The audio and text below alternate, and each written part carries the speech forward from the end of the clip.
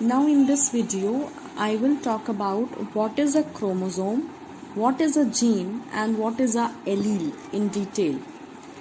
So, first of all, we will discuss how to understand and how to locate these in any of the cell. We all know कि a cell is called as building block of life. Cell is the smallest unit of life, we know. Cell के अंदर present होता है छोटा सा nucleus. Nucleus is regarded as the brain of cell. अगर nucleus नहीं है तो cell will be dead cell. Okay, so nucleus कहाँ होता है? वो सेल के अंदर होता है और उसके अंदर होता है जेनेटिक मटेरियल. यानी कि जेनेटिक मटेरियल क्या है? डीएनए. सो डीएनए आरएनए कहाँ प्रेजेंट होते हैं? सेल के न्यूक्लियस के अंदर. Now focus on the point. Cell के अंदर होता है न्यूक्लियस और न्यूक्लियस के अंदर होता है क्या? Genetic material, that is the DNA. अगर हम उसे जूम करके, न्यूक्लियस को जूम करके एक्सपैंड करके देखें तो हमें डीएनए पर दिखाई देंगे क्रोमोसोम्स, राइट. और क्रोमोसोम का अगर हम एक सेक्शन निकालें, that is the small section on chromosome, is called as gene, right. DNA के अंदर क्रोमोसोम और क्रोमोसोम के अंदर gene. So gene is what? It's the small section on chromosome. और ये क्या प्रोवाइड करता है? जीन प्रोवाइड करता है एक स्पेसिफिक कैरेक्टरिस्टिक. इसको हम आगे डिटेल में डिस्कस करेंगे. सो सेल के अंदर न्यूक्लियस, न्यूक्लियस के अंदर डीएनए और डीएनए का एक सेक्शन जूम करें तो क्रोमोसोम और हमें मिलेगा फिर जीन. अगर हम जीन को एक्सपैंड करते हैं, जूम करके देखते हैं, तो हमें क्या पता चलता है कि जीन जो है वो एक ग्रुप ऑफ डीएनए है and you can say it's a small section of chromosome. Chromosome का एक small section is gene.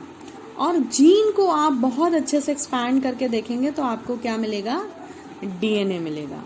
And DNA is what? The genetic material. So जो कहा जाता है कि सेल के अंदर न्यूक्लियस प्रेजेंट है और न्यूक्लियस के अंदर डीएनए प्रेजेंट है, तो डीएनए की जर्नी इतनी लंबी है. इसको फिर से समझते हैं. सेल के अंदर न्यूक्लियस, न्यूक्लियस को जूम करेंगे, एक्सपैंड करके देखेंगे तो आपको दिखेगा क्रोमोसोम. क्रोमोसोम का सेक्शन लेके देखेंगे तो दिखाई देगा जीन और जीन को एक्सपैंड करके देखेंगे तो आपको दिखाई देगा डीएनए. यानी हम कहते जरूर हैं कि सेल के अंदर डीएनए है, मगर डीएनए इतनी छोटी यूनिट है, right? I hope this is clear. So gene is what? Gene is a group of DNA and it is the small section of chromosome. जो जीन है वो क्रोमोसोम का सेक्शन है, मगर ये बहुत सारे डीएनए से बना हुआ है, right. Now we will talk about these three in detail. सबसे पहले क्रोमोसोम्स क्या है? सो क्रोमोसोम्स किससे बने? अभी हमने देखा क्रोमोसोम्स जीन से बने हुए हैं. हमने क्रोमोसोम को जब जूम और एक्सपैंड किया था तो हमें क्या मिले थे? हमें मिले थे जीन्स. एक ह्यूमन सेल में 46 क्रोमोसोम्स होते हैं, ठीक है. इनको हम 46 की बजाय 23 पेयर्स भी कह सकते हैं, ठीक है. 22 क्रोमोसोम्स, 23 पेयर्स में से 22 पेयर्स ऑटोसोम्स कहलाते हैं, राइट. ऑटोसोम्स का काम क्या होता है? हमारी हेल्थ, हाइट, कलर, बालों का कलर, जितने भी फीचर्स और कैरेक्टरिस्टिक्स हैं वो सारे ये ऑटोसोम्स डिसाइड करते हैं.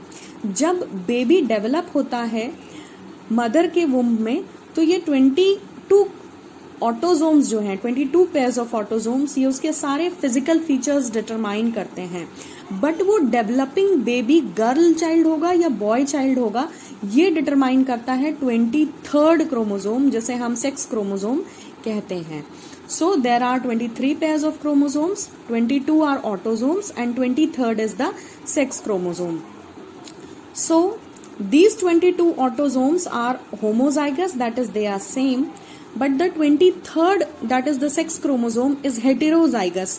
हम आगे के वीडियोस में होमोजाइगस और हेटेरोजाइगस का मीनिंग बहुत डिटेल में विद एग्जाम्पल डिस्कस करेंगे.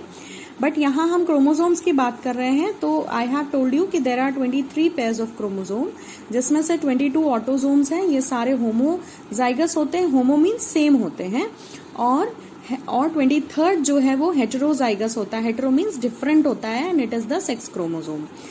Next comes what is a gene. So what is a gene? Gene is actually present inside the chromosome, or it is actually able to control one single character at a time. It is the section of DNA, right? It codes for the specific trait. Trait मतलब characteristic.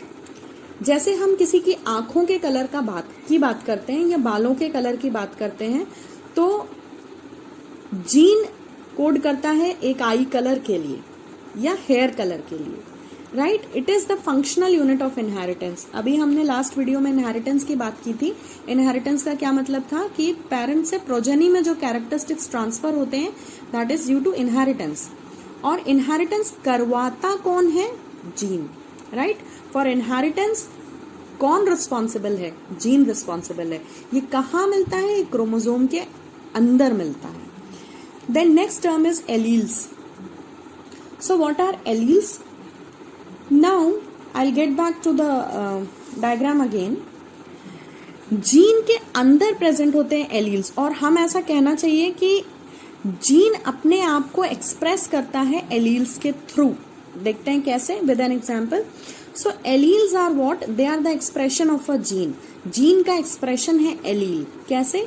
जैसे एक आई colour जो है, अगर हम आई colour की बात करते हैं तो कोई एक जीन रिस्पॉन्सिबल होगा आई कलर के लिए. लेकिन किसी के भी अंदर आंखों का colour black, blue, green, brown, जो भी कलर्स हैं, ये क्यों होते हैं? ये एलील्स के कारण होते हैं. तो एलील्स क्या है? ये जीन को एक्सप्रेस करते हैं. अगर किसी की आंखें ब्लैक हैं तो that is due to allele. और आई कलर क्या है? जीन है, जिसको एक्सप्रेस किया है ब्लैक कलर के एलील ने, right. I hope this is clear. ऐसे ही अगर हम बालों के कलर को एक जीन मान लें कि हमारे सबकी बॉडी में बालों के कलर के लिए एक जीन है, तो उस जीन को एक्सप्रेस कौन करता है, उसको समझाता कौन है, उसको दिखाता कौन है? तो वो एलील है. So what are alleles? Actually alleles are expression of the gene. We can also say it's the different form of a same gene. देखो सेम जीन के डिफरेंट फॉर्म्स हैं, black, blue, green, brown. So we can say alleles क्या है? Alleles are the different forms of gene.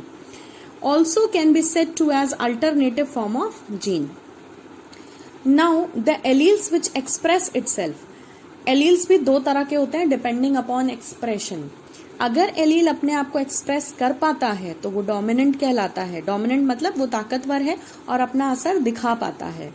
और अगर वो अपने आप को एक्सप्रेस नहीं कर सकता तो वो रेसेसिव कहलाता है. रेसेसिव मीन्स उसका इफेक्ट हमें दिखाई नहीं दे रहा, वो प्रेजेंट है मगर हमें दिखता नहीं है, या वो जिस भी कैरेक्टर को कोड करता है वो दिखाई नहीं देता. So we will discuss in detail about the words dominant and recessive alleles in the next video. Thank you for watching. I hope this was clear.